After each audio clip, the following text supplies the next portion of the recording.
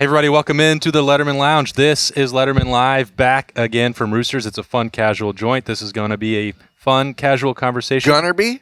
Hey, look at that. It's okay. You're going to try and shoot me off the right off the top. Start. I love it. Bob's not here. Somebody's got So to. you've taken his seat Gotta and go. the pun job. And he ordered a salad. Oh, boy. No, he didn't. I'm just kidding. that would really be something. What? That will not bury the lead. We brought in some quarterback competition for Jay-Z this week. Yeah. Bobby's out on a beach somewhere, missing the show I think he would have been looking forward to the most after Kevin Warren and Big Ten realignment, expansion, playoff fever kicks up. So Gunnar Hoak for the first time now that he's, I guess everyone's allowed now, but now that his playing career is over and he's a working man, now he's a college football analyst. Gunnar, thanks for hanging out. Yeah, I appreciate coming in to join the show for sure. It's going to be fun. Yeah, this is an interesting one to get thrown into the fire with, but we'll see what Gunnar's made of. Jay-Z, of course, Nicole Cox, and Berm. So Oklahoma and Texas made it official on Monday. They are not renewing their grant of rights, which is one way of saying, bye, I'm out. The Big 12 is falling apart as we speak. They are almost certainly heading to the SEC. We were at Big Ten Media Days last week when all this stuff was going on, and you expected Kevin Warren to provide a little bit of leadership for the league and flex a little bit of muscle for a league that's always been the traditional powerhouse and prided itself on setting the tone for the national conversation. And Jay-Z, I don't think that happened. Yeah, that's an understatement. Yeah.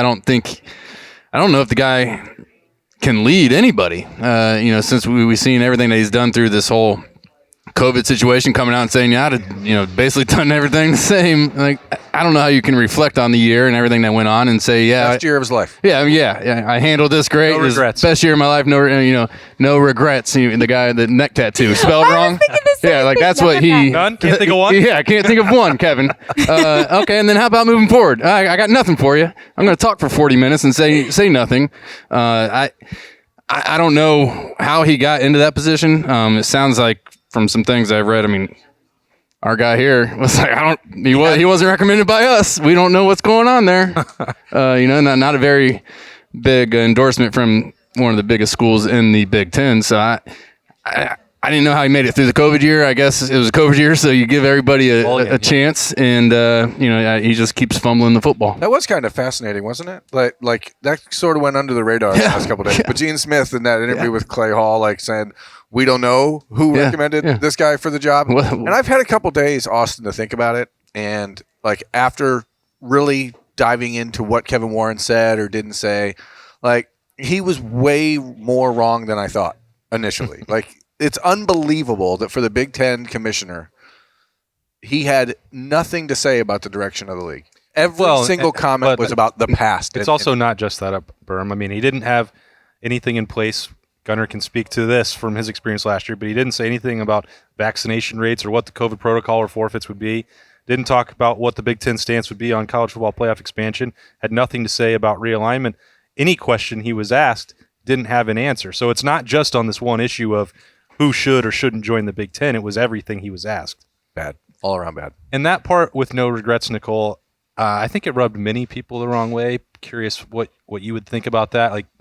Everybody learned something during the COVID year. Yes. And we wouldn't want to do it exactly the same way over again. Exactly. Let's grow, get better, learn, adapt. But you helped run Roosters. You tell them. You guys probably made some changes. And yes, exactly. Roosters was perfect, Jay-Z. So well, I know, but it makes you think about moving forward and, the online ordering, how they got that out quick. That was Kevin's, we're canceling the season. Yeah. They said, hey, we're going to make something good out of this. Yes. I personally, during COVID, we took it as an opportunity you're going to make mistakes. That's just how it's going to happen. But you can't, if you don't do anything about it, you're not going to grow as a company. You're not going to progress. And with this, in the entire Big Ten as a conference, it is, I feel like, especially in this sport where it is just based on every second counts when getting recruits, when everything it counts. So I just am shocked that there isn't more of a leadership, and because you can't wait around, decisions need to be made, and the conference we need to stay strong, or else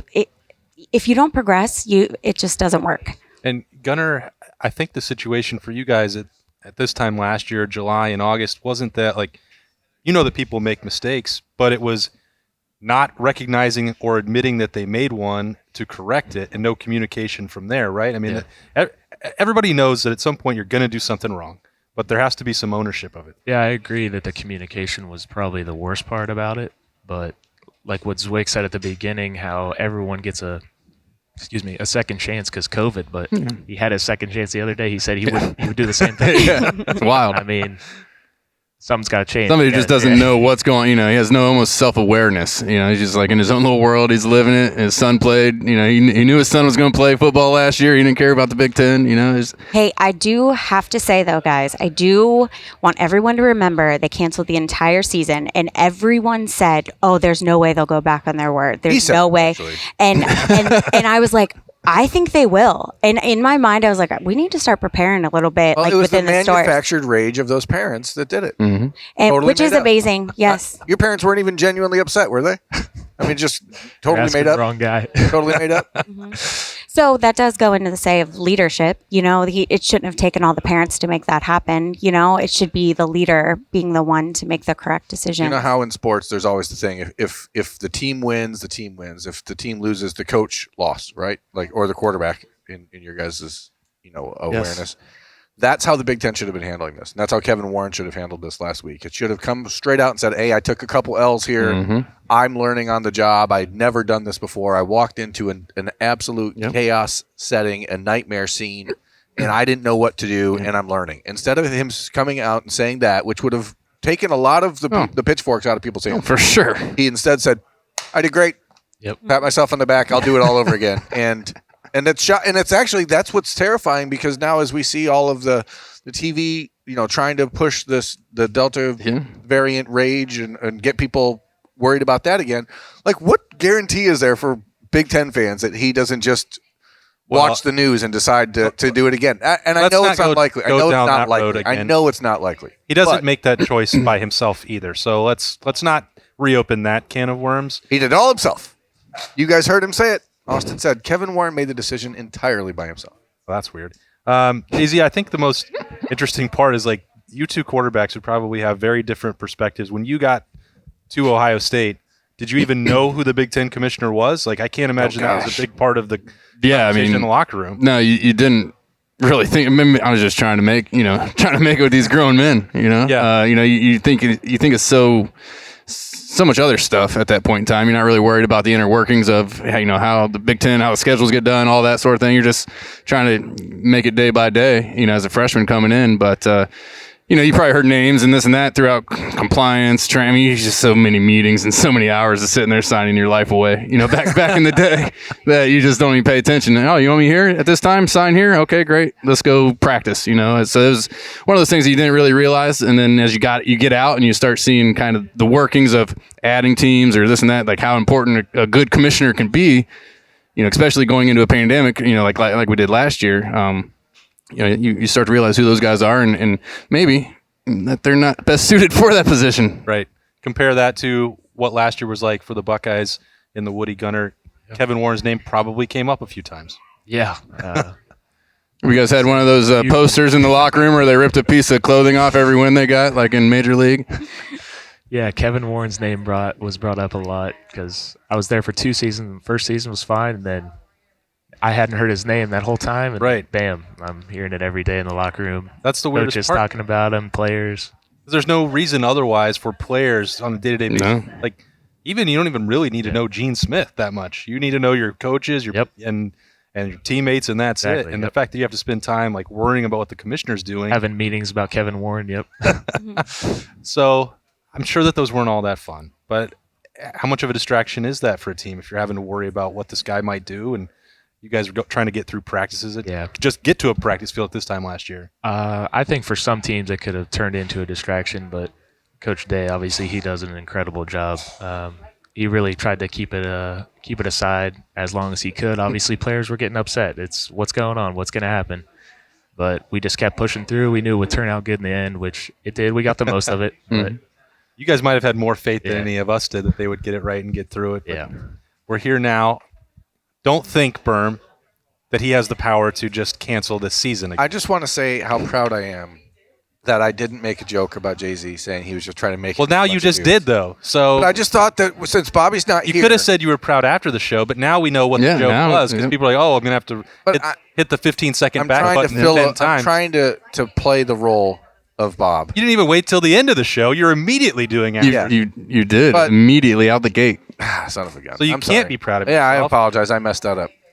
Mac and cheese bites. What is cheesy bacon fries? Cheesy bacon fries. Fries, Berm. Appetizer Tuesday. On the main thing, which is $2 cheesy bacon fries. Every week. Mac and cheese bites are the appetizer of the week for me. Well, they're not. They're not $2. They won't be $2, but yes, they can. You can come in and order them, no doubt about it. They can be. Is National Wing Day this week, Nicole? It is, you guys. Thursday, right? The big day that we have to celebrate and we enjoy it. And this year, speaking of adapting and just taking charge in the sense of the national chicken wing shortage that we have, we are offering boneless wings this year in celebration of National Chicken Wing Day. We unfortunately can't offer a discount on the traditional wings because of the cost at this time. But we have the boneless, which is awesome. And everybody needs to check out our social video. Is that Thursday the 29th? Thursday the 29th. Yes, this Thursday. So Ohio 79 State has a cents. big recruiting barbecue at that day. And are you guys providing them food? We might be. Oh, They're looking so for the great to us. details. Yeah. So they'll have chips there, Jay-Z. Oh, I had some chips. I got to talk to the big man, and I told him we need to get those chips back on the menu. A couple times. Yeah, I may have thrown it at him a couple times. We'll see. He's working on it. Gunnar, how would you celebrate National Wing Day? What flavor are we getting on there? I usually stick to the mild or medium, more of the buffalo sauce kind of guy. Yeah, it's a good one. It's safe. It's good. Speaking of leadership and taking charge, will you hand me those mozzarella sticks? I love it. Always got to have a mozzarella stick. Got to get moving. All right, so if the Big Ten starts to get proactive here, let's think about some of the options. There aren't many. Berm, we talked about this last week in Indianapolis. Notre Dame is first and foremost at the top of the list. If you're going to make a move to improve and make more money for the league, basically that's the only way you can do it. If you're talking about Big Ten trying to fill out this AAU academic profile, you're pretty much only talking about Kansas and Iowa State, which is not going to make the Big Ten more money and look pretty weak in response to the big dogs from the Big 12 going to the SEC. The option 3, which Ohio State, I can tell you for sure, is not a big fan of. I'm not sure how far down the road this could go. Maybe the only option they could pursue if Notre Dame remains independent is trying to add teams from the Pac-12. Thank you. Immediately there was talk about body clocks and travel and how difficult that would be. Play a couple games against USC or Oregon. If the NFL doesn't have the Bengals in the same division as the Chargers, why on earth would college football, when you're dealing, remember, these are student athletes. These guys have to go to school. They right? I mean, that's still part of the game? Yes, it is. College football's changed a lot. For now, yeah. College football's changed a lot in the last week. I have no idea if that's true or not, but that's insane. It has to start and end with Notre Dame. Beyond that, whoever else you add to balance out that number, that 16, I don't really care. But Notre Dame has to be it. To me, you're the Big Ten. You see what the SEC is doing. There are 2 conferences in college football. There's the SEC and the Big Ten. Mm-hmm. Yeah, the ACC is a nice, also ran in a lot of ways. No offense to Clemson fans out there, but, it's a good program. But the Big Ten needs to be on the phone with Clemson and Notre Dame, period. And anything else, to me, anything else happens after that. The reason that I didn't include that in one of the 4 possible options here, which, again, could also be just staying at 14, is that the ACC is in a much more stable, quote-unquote, situation in college football than the Big 12, which is falling apart as we speak because their situation is not great. The television deal that they signed is horrible, at least compared to the Big 10 and the SEC, but they're locked into that for 20 years. So the ACC is really only in a position where they could add and not leave. The same is also true. Somebody asked me before I came in here today, what about Ohio State and Penn State trying to join the ACC? Stop you right there. That's impossible. It's not going to happen. They were worried that Kevin Warren was going to drive the Big Ten in the ground. And if that started to happen, it's much easier for Ohio State, Penn State, Michigan State to fire the commissioner than uproot their entire tradition and their that TV deal goes pretty far out, right? But the grant of rights is extended much further. That's the thing that really matters. They will be at the negotiating table in 2 years, and they're probably going to double what they can make, regardless of who they add to the league. The problem with adding Kansas and Iowa State, then, is that you are not going to add new television markets. You're going to diminish the amount each school can get. This stuff is way in the weeds. Yeah. Everybody wants to sit Jay-Z and fantasy draft who should be in the league, where should you go. That's not how this is going to play out. It's just well, it's just there are too many connected parts, right? And television deals and contracts, and we talked about that last year with Ohio State trying to leave. There isn't a way to do that, and they don't want to either. So let's not talk about it from that front because that's not going to happen. It's just hard to know where to take it. It's like, well, do we need to have a response today of hey, these are who we're going? Just because it came out last week, or like Gene Smith was kind of saying, we're going to sit and wait and see, kind of how everything unfolds. I think maybe there needs to start to be discussions. Which apparently they have not thought of doing. These things don't happen overnight. This has been in the works. Well, yes. I mean, for them to come out and say we haven't even thought about it or talked about it, well, this might be that fire lit under their butts to say, well, we need to start doing this. Yeah. Kevin, we're bringing this to you. We got to start looking at our options. I think what Berm talked about, Notre Dame would be the first one I'd go after. I think last year they kind of found the importance of a conference. If something like that were to happen, or just being a part of, a conference that they had never have been a part of before. I think that's a huge one for us. And then it's just who's left. I mean, Clemson, they're not going to want to come to the Big Ten. They're going to get beat up all year round, come up here and play in the cold. I mean, that's going to be a hard no for them, I'm sure. Right. I look at a West Virginia or something like that, just local. It would be easy to kind of add into that Big Ten footprint, but then again, they don't have the numbers that we probably want to see, so that doesn't really help on the TV. So it's going to become. You might just be adding people that we know we're going to kind of take them along for the ride, like we did with Maryland and Rutgers. It's almost insane to look at that retroactively. That the Big Ten started this, and that was the and that's where they went. They went because they were valuing those TV markets, and now this next wave is not about that at all. Gunnar, from a player perspective, if you guys were looking at this and how you had to go play USC or Oregon or a bunch of multiple teams out west, that's the challenge for that can't be that appealing to guys in the locker room. That's tough. I mean, one of those a season that's fun. That's what makes it fun, going out there and playing against somebody different. But if you start doing that too often, that's where it gets hard. Honestly, I think for the players. Why is that? Just having those, like, traveling like that, it's different on your body. Obviously, I mean. You go out west and play a night game. You get used to. People don't realize you fly home right after the game. Yeah. You're touching down in Columbus at 3-4 o'clock in the morning, going back to your apartment. Getting a couple hours sleep. Then you're in the Woody Hayes. The next 6 a.m. You guys late not morning till 3 or 4 in the morning after a game anyway. No, that doesn't happen. You guys, I went to here. Florida last week and I flew home and I was exhausted. Traveling is same time zone. Exactly. Literally traveling. Oh, when I go out west, it's even worse. Yeah, but it's just exhausting. It's an exhausting experience. It you know, is. so that definitely it's something that needs to be taken into consideration. Well, then you look at Oregon coming here this year. Oh, we're going to do a noon kickoff because that's what we want. Those kids are playing a game at 9 o'clock their time. That's ridiculous to me. Yeah. So, you have all that comes into play when you're flying back and forth. It's hard on the kids.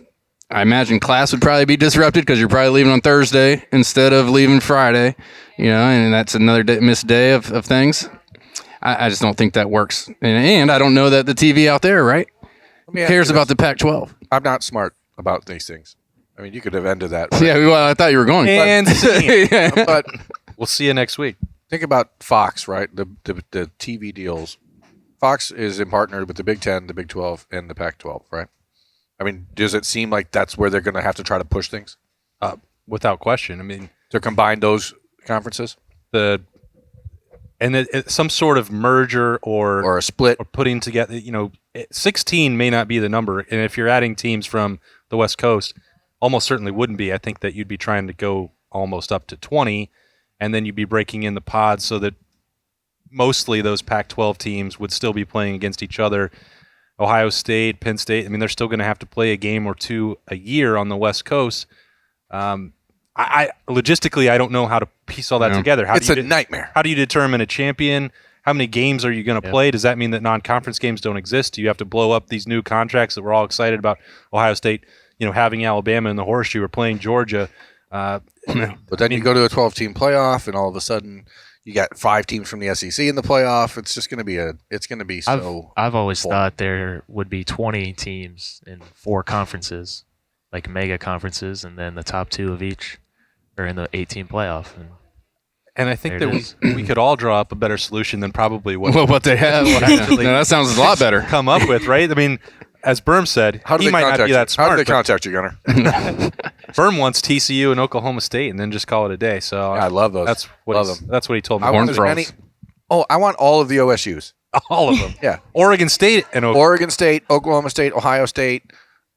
academic powerhouse. Other both state. Oregon State and I want and all of. Oklahoma I want a State. division of just OSUs.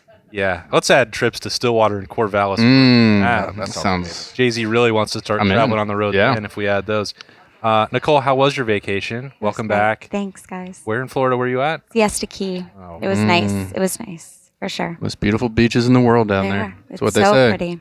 It's on the sign going into Florida. But she's back to celebrate National Yes. Chicken Wing Day on 100%. Thursday. Yes. Tuesday will be cheesy bacon fries. Yes. Not the wedges. Got Correct. the Just the variations fries. Just the fries. of fries. Dine in only. But yeah. So What else do you need to get out there before we turn you loose and start talking to these quarterbacks? just again, Thursday, National Chicken Wing Day, 79-cent boneless wings, which is exciting. And check out our National Chicken Wing Day social media video. We do one every year that's just kind of quirky and funny.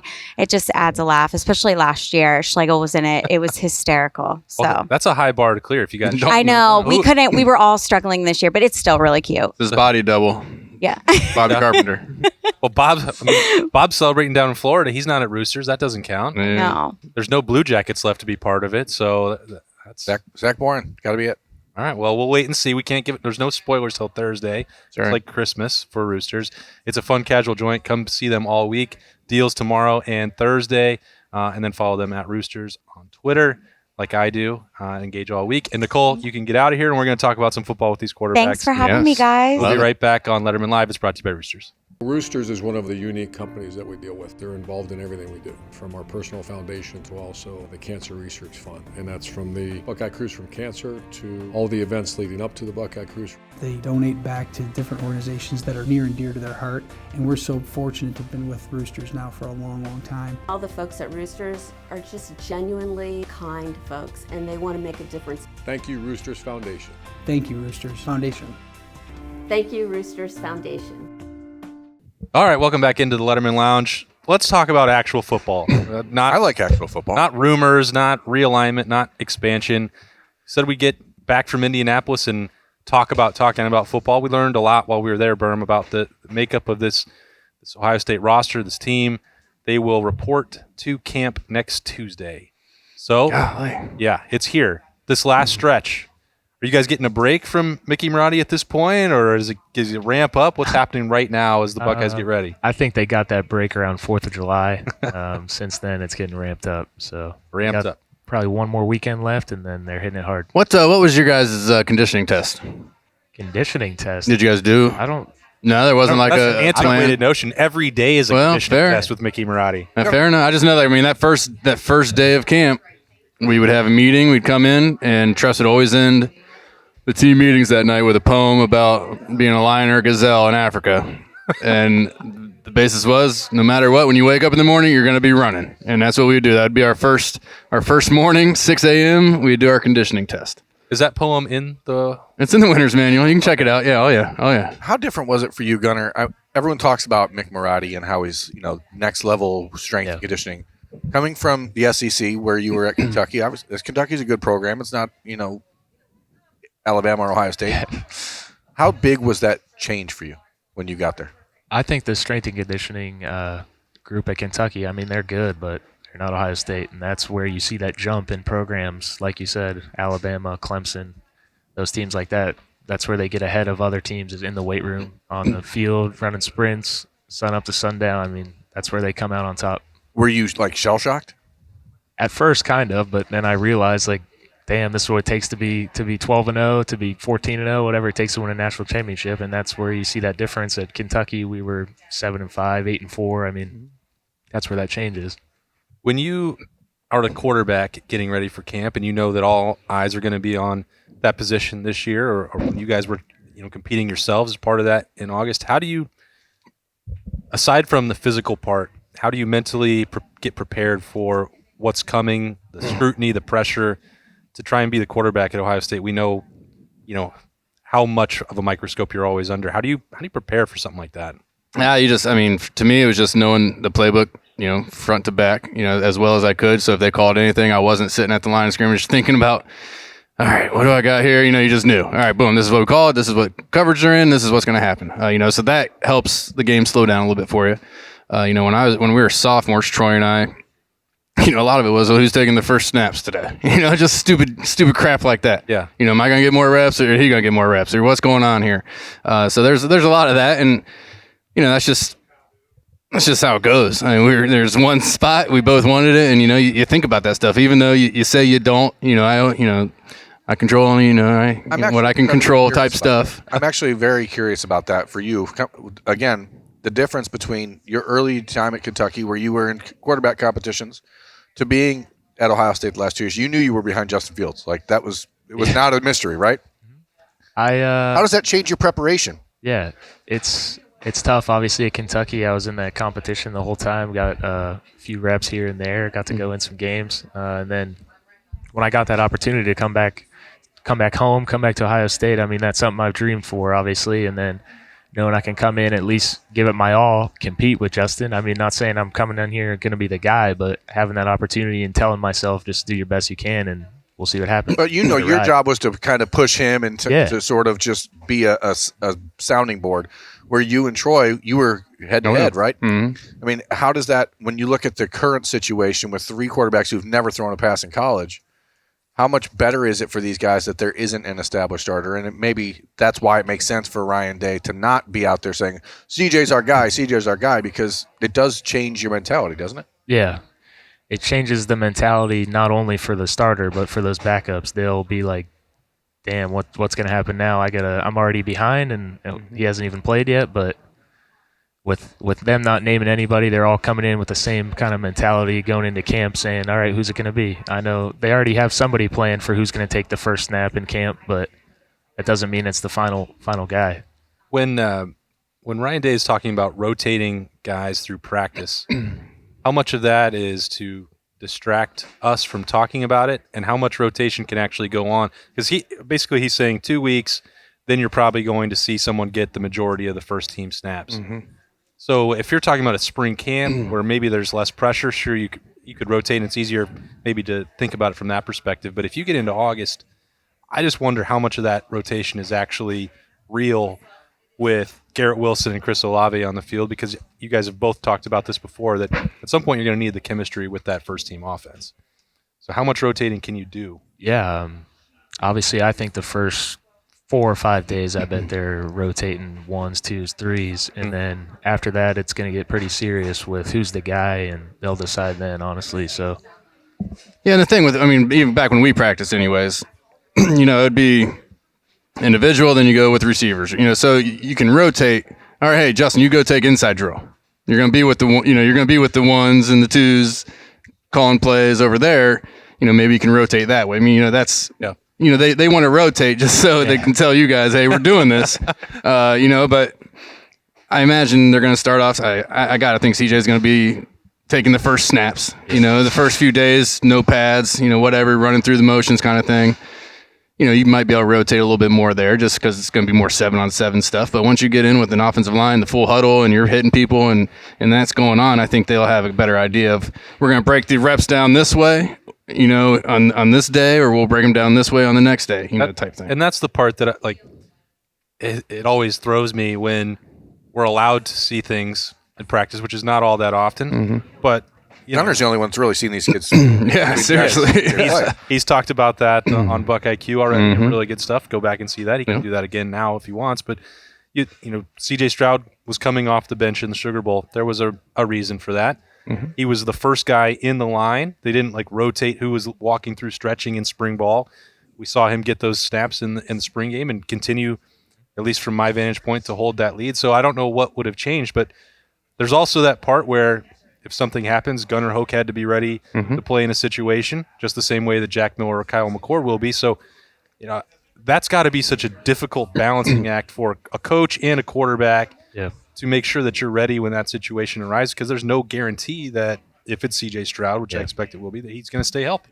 Exactly. They always say you're one play away from being the guy. I mean, they preach it every day, competitive excellence. Who's going to be that guy who comes in and makes a play in a huge game? You don't really know when it's going to be your number that's called, so you have to be prepared every day.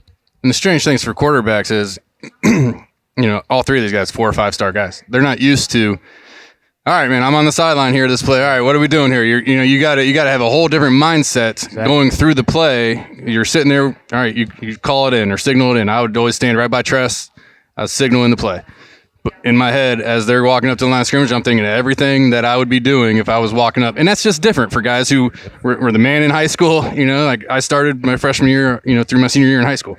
I never had that where I sat there and watched somebody else do it. So it's a tough transition to make, as you're used to being the guy. So you just got to learn to play the game from the sideline, almost in a way where you're standing where you can stand to get a good view, and you're going through every single thing that could happen on that play. And that's, as guys who maybe aren't getting the reps with the ones, that's the only thing you can do, and it's the best thing, for you at that time. Well, that not only prepares you for when it's your time, but then you can help that guy who's out on the field. He will come off the field. You can tell him, "What'd you see? This is what I saw." Help him out. I mean, it only helps the team in the end. You're staying engaged. You're staying there. Your coaches are seeing that. It's all good. And, it's just a different type of practice that you have to have when, maybe you're not getting as many reps as you want to. Seeing what you've seen out of CJ and Jack. Ching chong. Seeing what you've seen out of CJ and Jack, I think there's a lot of people out there who believe that there's no chance Kyle McCord wins the starting quarterback job. I'm not one of those people. I think that he has a legitimate avenue to do it. What does he have to do, like, way better to pass those guys in your mind from what you saw? I don't know how much you've seen of Kyle. Yeah. But what is it like that those guys have got right now that he doesn't? I think Kyle McCord has to come into camp and show that he can be more of a leader. Obviously, he's got to know the plays, he's got to know the playbook, but he's got to go out there and show that he can be a leader. I mean, he's 18 years old? Mm-hmm. Yeah. He's going to lead the best team in the country. I mean, he's got to come out there and act like a grown man and really show to Ryan Day that he can be the guy. I think doing that for the first time, too, that all these guys are going to have to. But and I alluded to this earlier, and I was actually James Laurinaitis and Bo Bishop asked me this on Monday. Like, how do you get somebody ready for the pressure that comes with being the quarterback for Ohio State or a national title contender when you've never done it? I don't know how. My answer was only that you just have to do it. Like, you have to be part of it, and you two understand that. I mean, how will they find that out? Can you find that out in August? Is it a concern that none of these three have been through it? I guess I was thinking that might be the biggest advantage that Jack and CJ have, is that they watched people say that Justin Fields should be benched in the Northwestern game, which was outrageous to think of, but that's the way that this works when you're playing for this program with this amount of pressure. Like, I'm sure that they know that that's what it's like, and maybe that helps. Like, if even this can happen to Justin Fields, then I should just get rid of all of that. Yeah, it's definitely. I'm glad I didn't play in this day and age, because I probably would have jumped off the second-story balcony of the house I lived in at the time, just with the amount of people that can have an opinion. Bob said he was doing that for kegs. Yeah, exactly. But it's just, I think the guys who were here, I mean, of course they're going to have a step ahead, in my opinion, just because they've been through a season, whether it was a strange season, but they still went through it, and they still got to see what a college season looks like. What scrutiny for the Heisman Trophy candidate, quarterback that you have looks like. Man, if he gets it, everybody can, type thing. So I think that helps them. And, what he talked about with Kyle is just acting like you're the guy. That's tough for a kid walking in who wasn't here last year, kind of came in on his own, and there's two guys who already had that bond formed, and now he's trying to work himself in and become part of them. So that's going to probably be one of the toughest things for him, just to say, you know what, screw this. I am the man. I can come in here and do this type of thing. Exactly. It's easier said than done when you get up to that level. If you don't have that attitude, you can't do it. And most of the time, you're not getting recruited by a place like Ohio State if you don't have that type of attitude. You have to have that personality and that confidence to even the coaches they're looking at what's going on in the field, but they're also looking at how you're acting in the facility. I mean, it's how you walk around in the Woody. I mean, and you carry yourself everywhere, right? Yeah. It's unbelievable. There's a lot of times when I talk about this stuff on the recruiting side, when people ask me, the really good players out there that aren't a personality fit for Ohio State, because you have to have a type of confidence that most people just don't have. You don't have the ability to get there. Like, it's not just about being a type A outgoing personality. It's about you have to believe every single minute of the day that you are better than everyone else in that room, even if they think the same thing just as about, it should, right? Just about, like, because you can't make it otherwise. I agree, honestly. I mean, it's a hard mentality to have, but it's something you got to do. And obviously, you've seen Justin Fields do it the past 2 years, and I saw it every day for myself. I mean, it's crazy. So, and what's it like in the room when you see the outside pressure, or how much it's got to get in at some point because everybo's got a phone now. Yeah, like Jay-Z could just not pick up the paper in the morning. Oh, yeah, well, yeah, exactly. But I digress. It's interesting. Obviously, things would get brought up about Justin in our room. We laugh and joke about it. Just got to move on, and that's the mentality you got to have. Just next play, next game, get through it. How much did you guys laugh about the vegan thing? Like, was that a running joke for you inside of the building? Because from the outside looking in, there were some of us in the media who were making that a really, really big deal. And then there were others who were like, why are we talking about this again? We joked with him a little bit here and there, but I mean, that was his style. Did he turn you on to soy? No, he never tried to push it on anyone else, but that was just what he rolled with. Soy pusher. Gunner's got his Rooster shirt on. Yeah, right exactly. Now, okay, so let's. He likes some protein. Sure well, you're the one that's now wasn't continuing sure if he this. came back. You're now making it a storyline. Now I can't stop thinking. You were the one that was making a big deal of it back then. I remember that. You asked Jeremy Ruckert about it last I'm week. obsessed with tofu. You thinking about going vegan? No. Good Lord, no. I'm afraid that Not that there's anything wrong with it. Afraid that you might get a 6-pack or something? I can buy a 6-pack. Like Justin Fields? Great answer. Yeah. I can get one anywhere I want. I'm an adult. Jay-Z, I know I've asked you this enough times, so I know that your answer is that you won't miss it next Tuesday, that you don't have to be out on the field in pads. But I don't know, Gunner's new enough. How will you feel next Tuesday when the Buckeyes are back at it? To be honest, since the winter, the workouts, and seeing videos, I haven't missed any of that. Come camp, I'll start seeing, and then the season comes, seeing games. I'm sure I'll start missing a little bit. But it'll be that first game. Yeah, where you're just like, this would be cool. You don't miss the other crap. You miss when they're running out of the tunnel and the stadium's packed, and you're like, that was pretty cool. That was a lot of fun. But yeah, all that other the August heats with the practice 2 days, which they don't even do anymore, I guess. But yeah, you don't miss that stuff. You miss the Saturdays, the lights. Are they even allowed to hit each other in practice anymore? Like 7 times, I believe, is that what it is? I asked. I missed the boat. That first game tackling with 4 new linebackers is going to be a lot of fun against Mohamed Ibrahim. Yeah, I mean, it's pretty. That part has changed so dramatically from when we played. Yeah. They're talking about the number of couple in helmets, the shell practices, and rarely taking anybody to the ground in all of August. And I mean, I think that's a big challenge. We'll talk about that when Bob gets back for how you get you're ready to start hitting people when you're not hitting people. To go do it. Like it's such an unnatural thing. Yeah. Whether that's getting hit by 300-pounders or people that are doing that hitting, that's different, and you have to get reps like anything else. Yeah. Playing quarterback, tackling, whatever, that's part of the game. We'll get to that though, and Gunnar Hoak, now that he's not out there, maybe he'll come back, hang out with us some more at Roosters, get some more quarterback competition and insight in here at the table. What's it feel like to be able to talk to the media as a quarterback? I mean, neither of you were allowed. They stopped letting me talk to them there towards the end of my career, but I've always loved the media. I wish you guys were around when I was in school. Yeah, it's a mixed feeling from some people, I would say. Yeah. You would have loved us then, Jay. I would have definitely, We'd have been fine.